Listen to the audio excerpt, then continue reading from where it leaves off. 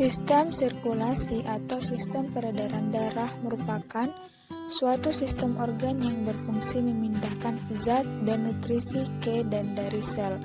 Sistem ini juga membantu stabilitas suhu dan pH tubuh, bagian dari hemostatis. Peredaran darah invertebrata. Pada Cnidaria, rongga gastrovaskular pusat berfungsi sebagai organ peredaran darah serta organ pencernaan. Saat hewan meregang dan berkontraksi, gerakan tubuh menggerakkan isi rongga gastrovaskular dan membantu mendistribusikan nutrisi. Sistem peredaran darah invertebrata terbagi atas dua. Yang pertama, sistem peredaran darah terbuka. Arthropoda dan kebanyakan moluska memiliki lubang terbuka sistem peredaran darah, di mana jantung memompa darah ke pembuluh yang memiliki ujung terbuka. Darah dan cairan interstisial mereka tidak dapat dibedakan dan secara kolektif disebut sebagai hemolimfa. Cairan ini keluar dari ujung terbuka pembuluh darah, mengisi ruang besar yang disebut sinus. Yang kedua, sistem peredaran darah tertutup.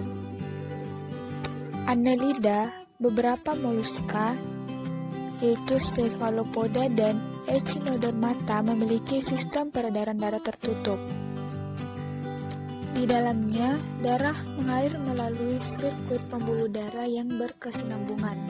Dinding sel darah terkecil, kapiler, cukup tipis untuk memungkinkan difusi gas, nutrisi, dan limbah antara darah dalam pembuluh dan cairan interstisial yang membasahi sel. Sistem peredaran darah pada hewan vertebrata. Sistem transportasi pada hewan vertebrata adalah sistem peredaran darah tertutup, karena darah mengalir dalam pembuluh darah dan kapiler darah. Pada kapiler darah terjadi pertukaran zat makanan maupun udara. Sistem peredaran darah tertutup dapat dibagi menjadi dua, yaitu peredaran darah tunggal dan peredaran darah ganda.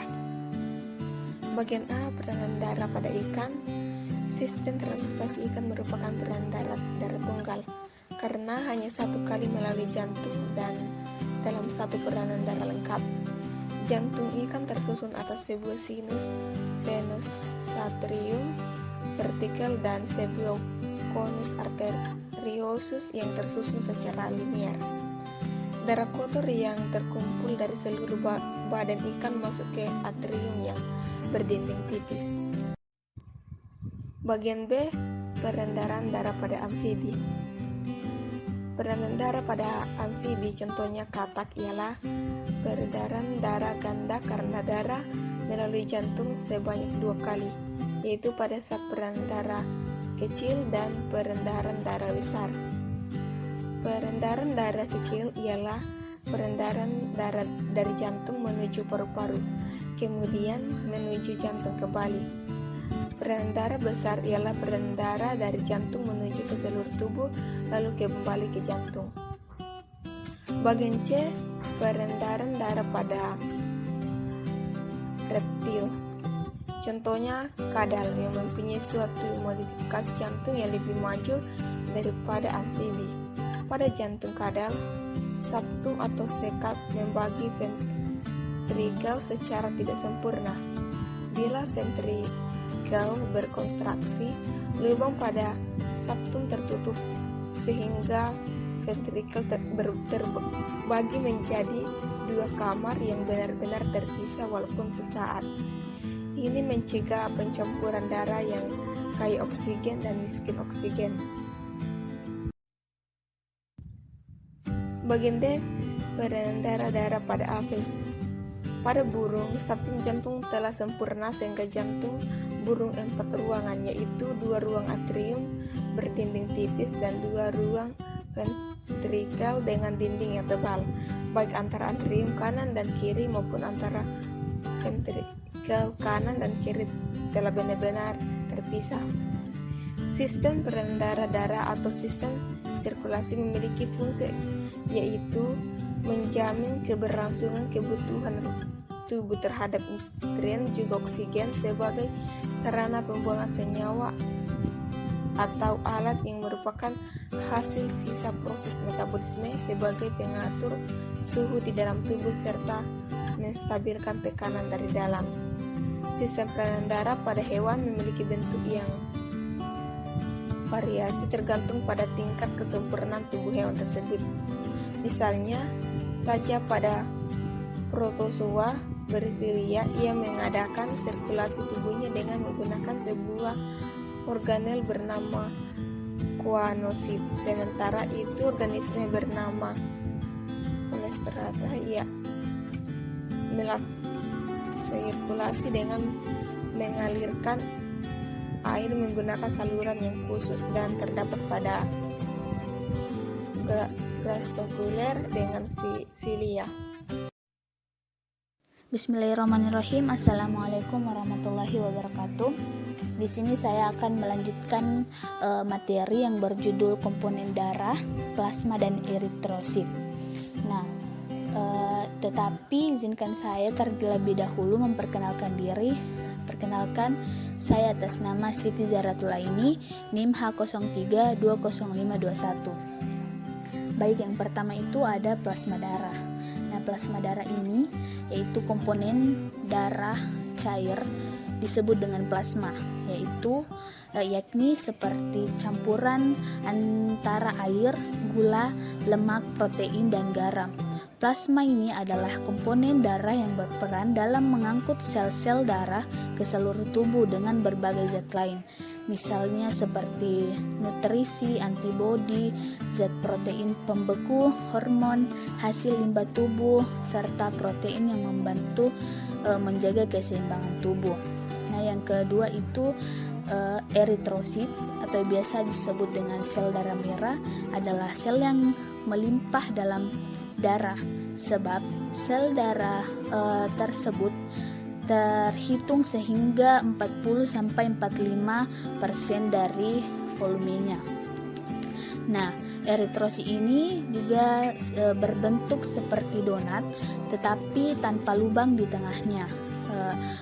Reproduksi sel darah ini dikendalikan oleh eritropoietin, yaitu hormon yang diproduksi oleh ginjal. Namun eritrosit ini tidaklah memiliki nukleus layaknya sel tubuh kebanyakan, sehingga dapat dengan mudah berubah bentuk. Nah, sel darah merah ini mengandung protein khusus yang disebut dengan hemoglobin. Nah, hemoglobin ini berperan penting dalam membantu mengalirkan oksigen dari paru-paru ke seluruh tubuh dan kemudian mengembalikan karbon dioksida dari tubuh ke paru-paru sehingga dapat dihembuskan. Mungkin cukup sekian. Wabillahi taufiq wal hidayah. Wassalamualaikum warahmatullahi wabarakatuh. Bismillahirrahmanirrahim. Saya atas nama Nur Madinah akan melanjutkan materi mengenai leukosit dan trombosit. Nah, leukosit atau sel darah putih dikhususkan untuk mempertahankan tubuh dari bakteri berbahaya dan mikroorganisme lainnya. Leukosit ini adalah sel mirip amuba yang mampu bergerak sendiri. Beberapa jenis secara rutin menyelinap melalui dinding pembuluh darah dan memasuki jaringan darah manusia yang mengandung 5 jenis leukosit. Diklasifikasikan sebagai granular atau agranular. Kedua jenis diproduksi di tulang merah sumsum. Nah, yang kemudian adalah trombosit. Pada kebanyakan vertebrata, selain mamalia, darah mengandung sel kecil, lonjong, berintih yang disebut dengan trombosit, yang berfungsi dalam pembekuan darah.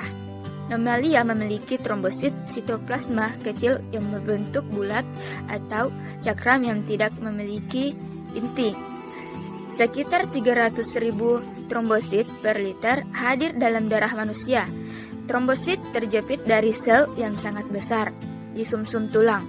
Jadi, trombosit bukanlah sel utuh tetapi fragmen sitoplasma yang tertutup oleh membran. Bismillah, Assalamualaikum warahmatullahi wabarakatuh, dan salam sejahtera bagi kita semua. Perkenalkan, nama saya Firman dengan NIM H0320315. Di sini saya akan membahas terkait dengan pembuluh darah. Pembuluh darah terbagi atas dua, yaitu yang pertama itu arteri. Arteri membawa darah dari bilik jantung menuju jaringan lain. Ketika arteri memasuki suatu organ, ia terbagi menjadi banyak cabang. Yang lebih kecil yang disebut dengan arterior. Arterior mengalirkan darah ke kapiler mikroskopis. Setelah darah bersirkulasi melalui suatu organ, kapiler bergabung membentuk vena yang menyalurkan darah kembali ke jantung. Kemudian, pembuluh darah yang kedua adalah dinding arteri atau vena yang memiliki 3 lapisan. Lapisan terdalam yang melapisi pembuluh darah sebagian besar terdiri dari endotelium, jaringan yang menyerupai epitel squamosa. Lapisan tengah ialah jaringan ikat dan sel otopolos, yang lapisan kuat ialah jaringan ikat kaya yang kaya akan serat, elastis, dan kolagen. Mungkin itu saja yang bisa saya jelaskan. Lebih dan kurangnya mohon dimaafkan. Assalamualaikum warahmatullahi wabarakatuh.